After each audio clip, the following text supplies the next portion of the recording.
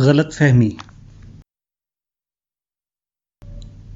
ابو جعفر محمد بن جریر بن یزید الطبری مشہور عالم ہیں۔ وہ ایران میں پیدا ہوئے، مختلف ممالک میں تحصیل علم کے بعد بغداد میں مقیم ہو گئے اور یہیں وفات پائی۔ ان کی کتابوں میں سے 2 کتابیں بہت مشہور ہیں۔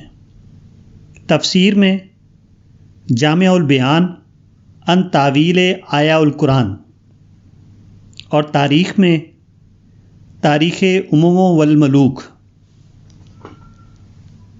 دولت سامانیہ کے شہزادہ منصور بن نو نے ان کی وفات کے 40 سال بعد ان کی تاریخ کی کتاب کا فارسی ترجمہ 963 عیسوی میں تیار کرایا تھا۔ ابن جریر طبری مسلمہ طور پر ایک عظیم اسلامی عالم تھے۔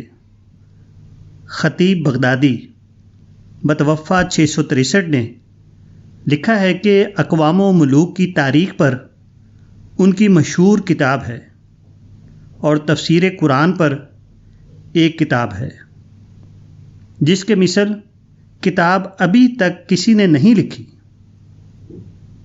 مگر 28 شوال 310 ہجری کو جب ابن جریر طبری کا بغداد میں انتقال ہوا تو حنبلی علماء کی شدید مخالفت کی وجہ سے ان کو مسلمانوں کے عام قبرستان میں جگہ نہیں ملی۔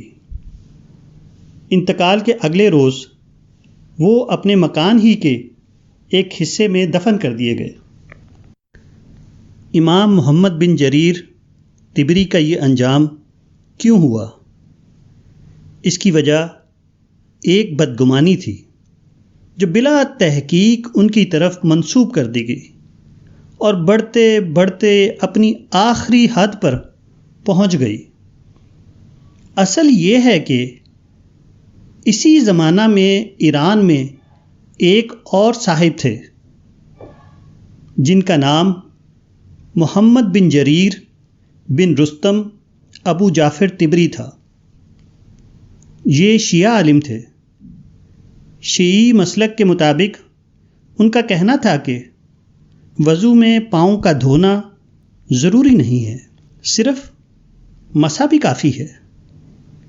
نام کے جزئی اشتراک کی بنا پر کچھ لوگوں نے اس کو ابو جعفر محمد بن جریر بن یزید الطبری کا مسلک سمجھ لیا، حالانکہ وہ محمد بن جریر بن رستم ابو جعفر طبری کا مسلک تھا۔